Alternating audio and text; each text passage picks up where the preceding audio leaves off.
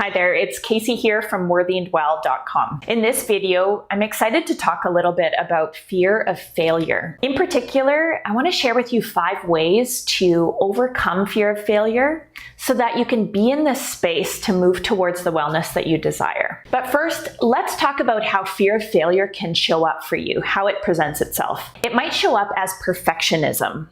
So this is where you don't even attempt those things that you think you might not be perfect at. Perhaps fear of failure shows up as self-sabotage. Maybe you hold yourself back from getting support in a certain area. Perhaps you procrastinate, or you let yourself just be in a state of anxiety or stress. Or maybe it shows up as low self-esteem or low self-confidence. All of us experience this fear of failure at some point or another, but ultimately it really doesn't serve in a positive way. So if you're ready to overcome fear of failure, I've got 5 tips for you that might be helpful. The first is to forgive yourself and practice self-compassion. For many people, especially who are trying to change their health behaviors, maybe lose weight, maybe get fit, lots of people have had past perceived failures or failed experiences. And sometimes a really traumatic failed experience or multiple perceived failures in the past can prevent you from even trying to do something different. Forgive yourself of those past perceived failures. Forgiveness is basically accepting the fact that you cannot change the past. And then practice self-compassion. So that's one really important way to overcome fear of failure. Another way is to get present. Fear of failure exists in the future. It's usually fearing something that hasn't yet happened.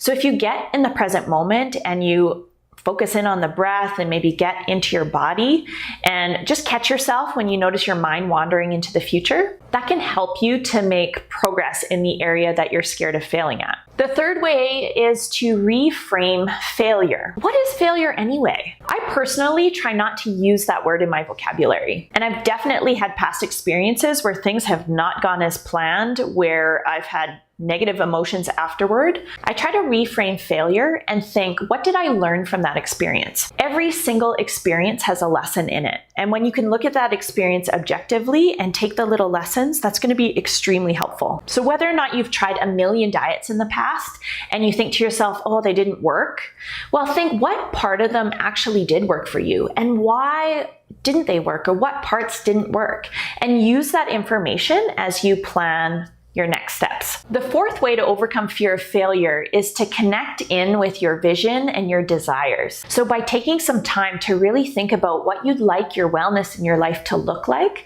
that can get you inspired to take action on that. And the last way to overcome fear of failure is to just do it, to just take a little baby step forward toward what you want. So I've been welcoming some people into my online group program, Fuel, Flavor, Fun for Life. And I'm noticing that some folks are getting caught up in a little bit of this fear. So if wellness, healthy eating, healthy relationship with food in your body is something that's important to you, but you feel like, it's just not going to work for me because it hasn't worked in the past, I invite you to give yourself another chance.